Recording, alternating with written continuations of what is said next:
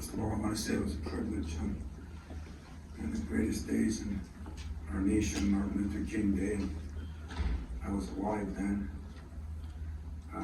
It's an honor to get chosen to play on that day. And I told my team that's one of the privileges of being at Michigan State is you're wanted on the events that are big events. Being an aircraft carrier, whether it be Martin Luther King Day, you have the opportunity to do stuff that a lot of people just dream of doing. So we watched a little bit of that. I had a dream this morning, and I had a dream that turned into a little bit of a nightmare. I first would like to give a lot of credit to Purdue. I think Matt Painter's one of the best coach in the Big Ten. I think he's one of the best in the country. I think he puts his people in position as he did with Edie. I also want to give a lot of credit to Fletcher Lawyer, knowing the family, knowing him since he was very young. I thought we did a hell of a job on him, and the last 5 minutes of the game, he just took it over. And you gotta give him credit. You gotta give Edie some credit. I mean, he made all those shots. I'm so sick and tired of listening to officials tell me about pushing guys out when they're pushing guys in.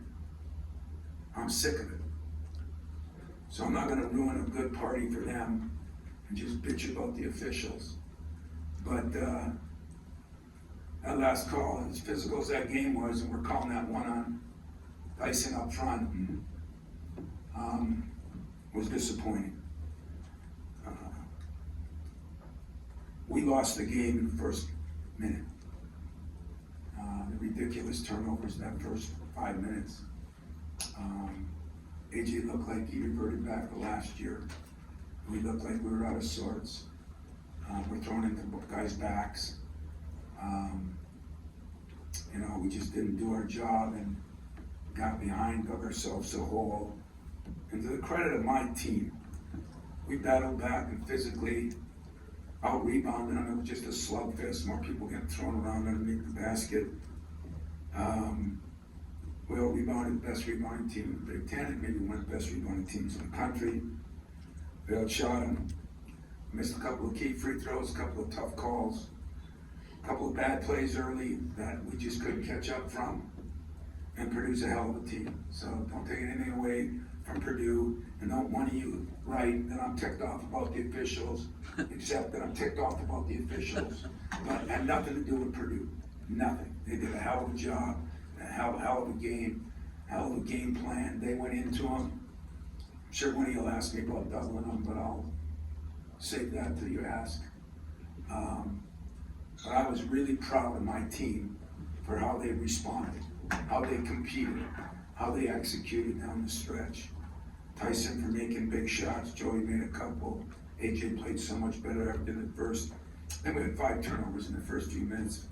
I think we had 6 the rest of the game and only 3 the second half against a very good defensive team. So throw whatever you want at me.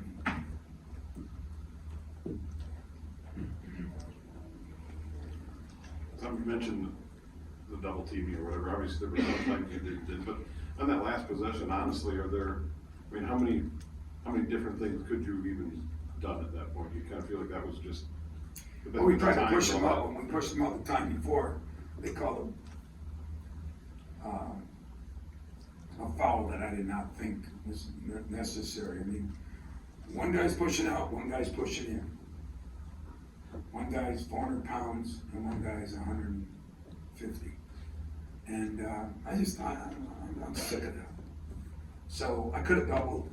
The reason Fletcher Lawyer probably didn't and Smith didn't go off is because we didn't. Because those two have been on fire lately. So you pick your poison. And you try not to get them in that deep, and then when you get paranoid at how they call it, you do that. But he's a hell of a player. They do a hell of a job getting him the ball. I got no complaints about any of that. I got more complaints on the fall on Tyson up top after all the physicalness of that game and call that when it had no bearing for anything. But one that went out of bounds, I don't know. I've had a lot of people tell me, but we chose to dig a little bit. We chose to double a little bit with certain lineups in there. We doubled on with AJ a little bit, but we didn't want to get their 3-point shooting going, and we I had picked my poison. If I had to do it over again, I'd pick the same poison. I mean, other than an absolutely horrendous start, I thought we played our butt off in that game for 90% of the game. It just, the opponent has something to do with it, and they're damn good, damn good. Edie on the defensive end had a block on Walker and a crucial stretch. And just how much does he alter the game just standing in there where guys don't want to go in and challenge him? Well, he does, and we told Tyson, and then Jaden made an unbelievable pass to Tyson. We said the game plan was, you're not going to get over it. You're not going to get those. And we started moving him a little bit more. I thought we did such a poor job early. Just dribbling the damn ball, dribble. Poor job, because we wanted to move them. We didn't move them. And later on, we moved them and we got some shots. And Tyson hit some big ones, but we got some good shots. And with Edie, they play him, they shack him. I thought he did a good job because of maybe what Tyson did in the last game. They moved that thing up. Usually he just sits back in the middle of the lane. They moved it up a little bit. And I don't know, they bumped us off some things. And they did a good job too. So. Tom Warren, after Tyson hits that bucket, you call the timeout there with 10 waiting to go. I assume that's to set your defense. Matt said he was going to try and get it over half court and call a timeout. Is that a situation where you got to trust your instinct on that from a defensive standpoint, or is the side inbounds any different than going full court, or how much different, I should say?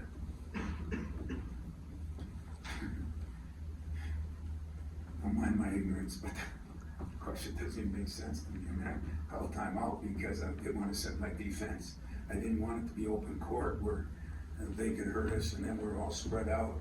Plus I wanted to get a sub in there so we could switch forward because we were having trouble with that thing. So I should have sat there and said, not to be a jerk, but I'm just telling you how some questions. Maybe Matt will call timeout and he'll give me a chance to sub my guys in. Maybe he won't. No, I did what I wanted to do. I did what I'm supposed to do. That's what we do. You want to criticize it? Criticize it. I'm just telling you. That's what I did. I do it again. You laughing about it?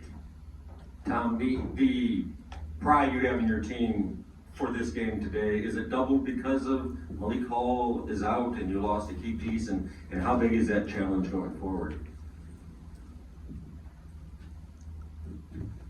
Yeah, we're trying to win the game for him because he's crushed. And me personally,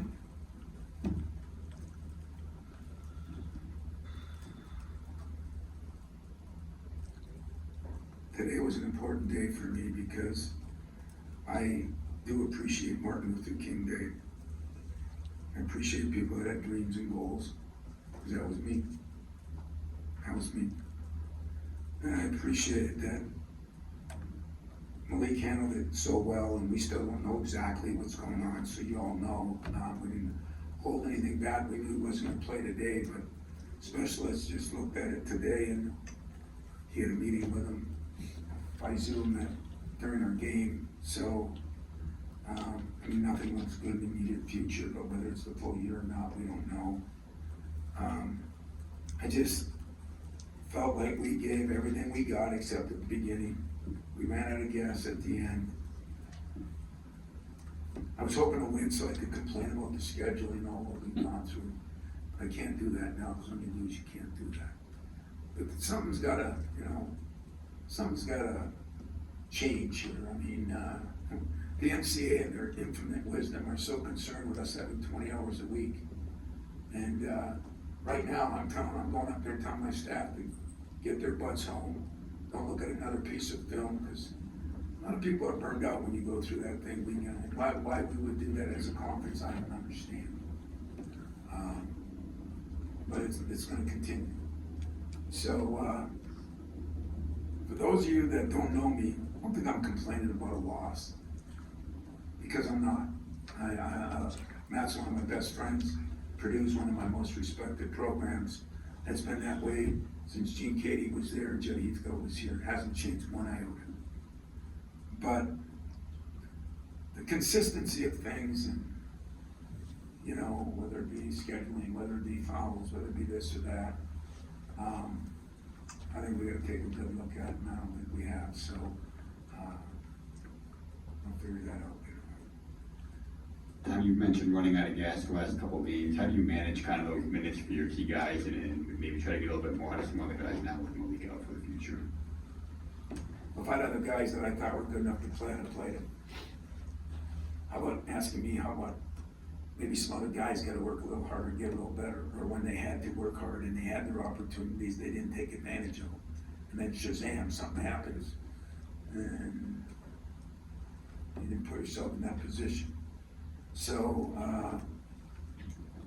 that is tough, we're gonna have to deal with that. Joey can't play 38 minutes, he's done it 3 games in a row now. And of all the positions, that's the one that's the most delicate right now.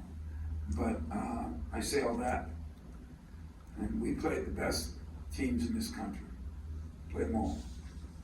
And this was arguably the number 1, 2, or 3 team in the country.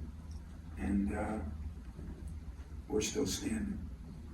We have a lot of basketball left. You know, I think Big Rutgers played yesterday, so they get an extra day here, but Thursday's gonna be the same kind of battle. And physical, and it's gonna be a battle. But, so what we'll do is we have a lot of film sessions, and you have a lot of walkthroughs, and then you go and get them a bottle and put them to bed. That's about what we'll do for the next couple of days. And we'll see what happens. 2 more, we'll do Chris and Matt to wrap. I'm wondering about Tyson's stretch run there, in the last about 6 or 7 minutes. Yeah, reminded me of last year against Illinois, and yet, you know, what they did is they switched with Edie, and we heard that. That was one thing we did a good job of. I thought exposed that a little bit, and he still had to make shots over a big guy, but and then he missed that short one later on, and you know, we had our chances, but Tyson played his tail off, and I thought he did a pretty good job. He switched him on to Fletcher, and thought he did a really good job until that last foul. So, Tyson Walker has really grown as a man, so is AJ. We're a better team, we're gonna get better, we're just gonna figure out how to realize that you can't have bad starts, you're just not good enough. You can't have empty possessions. We had a couple of those, just empty possessions. What is empty possession? Total ball guy steps about the empty possession. Nobody plays perfect, but we gotta play more perfect than most because of what we got. When you talk about competing, that was a hell of a basketball game for, I know one thing, I had Mark D'Antoni on one side, Mel Tucker on the other. I know they enjoyed the game. 2 defensive guys, it was a fist fight. And I'm kind of reference this a little bit when you look at the Illinois game the other day, which you called one of the most talented teams maybe in the conference. The team you played today, and in both games you're, again, not perfect, but in a position to win these games. What is it tough for the guys when they're in this moment to see the positives of it, the silver lining of it, and how important is that moving forward, because there's not a lot of easy games? Yeah, there's no easy games. we have figured that out in this league now. I would say that it's a hell of a question because here's the people that got to realize that you, our fans, our staff, and then our players. I thought it was interesting, saw a quote by somebody, John Calipari, that he took the phones away from his team the night before the Tennessee game. I called him so fast it made your head spin. And then they won that game. I was so proud of him and that team. I even called the opposing coach. players hear noise, players gotta deal with it. But those fans were unbelievable today. I told Matt Ishbia, as I walked by him, and his dad, I said, like old times, huh? And it was. It was a typical Purdue Michigan State game. That place was packed early. It was rocking the whole game. Unbelievable atmosphere. Hang with these guys. They gave you their money's worth. Mistakes, we made some. But I'll tell you what, they competed. There are many times I go in the losing locker room and thank my team for competing. Tell them how proud I was of them for competing. That's not to save them for the next game. It's not my MO. It's not my style at all. It was because in my heart, I believe we competed well enough to win the game. And give them credit. They made a couple of plays at the end to win it, and we didn't. But we're gonna hopefully get some sleep. And oh, by the way, we might go to class too, because we got to do that. And see, it slaps your hand if you don't do that. So we'll do that, and then we'll figure out how to get ready for a tough Rutgers team who beat them in West Lafayette. But there ain't nobody we backed down from. I mean, that game in Illinois, you know, was right down to the wire in the last couple minutes when the lead went down. You know, we just weren't ready to play without him. Today we did a little better job of playing without him. I gotta get Pierre, one of those other bigs, ready to roll, to do a better job. So I gotta do a better job with them. We'll try to do that, but it makes me sick. Just because I thought there were so many different ways that we could have won it, but I also makes me proud of the way Matt won, because they just stuck to their stuff and went to their bread and butter at the end. We thought they would. We thought we could force them out enough. We just couldn't get them far enough.